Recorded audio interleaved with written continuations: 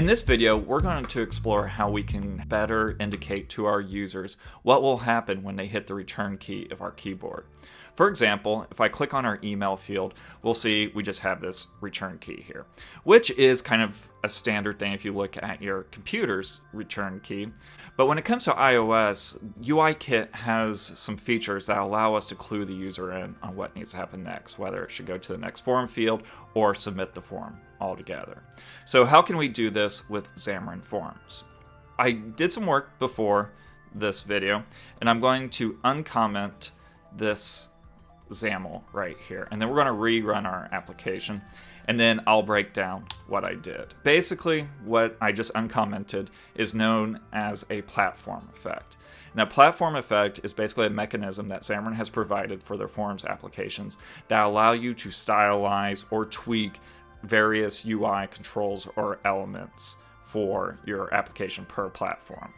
So now, when I click on the password field, we see we now have a done button instead of just your typical return.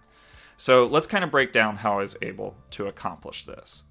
The first thing you need to do is in your Xamarin.Forms PCL or your core forms library, you need to create your effect and have it extend off routing effect. Routing effect, or this class in general, basically acts as a PCL placeholder for your effect that you will be implementing per platform. And you can see it's extremely bare bones.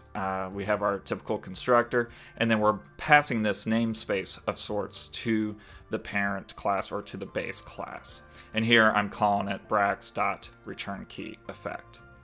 If we go into our iOS application, we'll see we have pretty much a similar named class, but there is a bit more involved with it.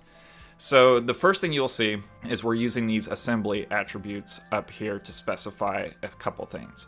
We want to specify what our resolution group name is, which is kind of, again, like a namespace.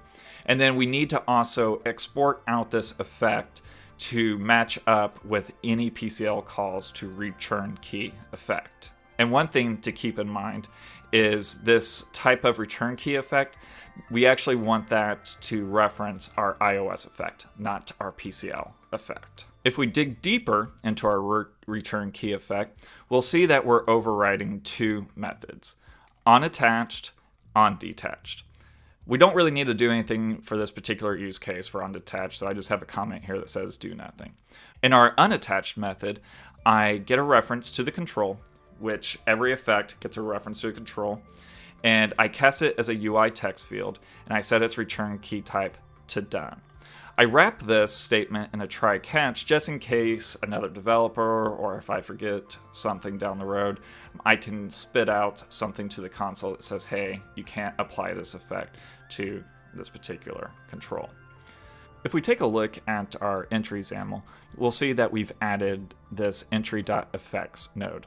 One thing that's also very important with our XAML is that we have to import in our effects namespace to be able to reference it correctly. And we do this by specifying the namespace, Better Forms Effects. We'll see that this matches our namespace here. And then I specify which DLL or assembly that will be in. And that's basically how we set up a platform effect for iOS to modify the appearance of the return key. In our next video, we'll explore how we can add parameters to our effect.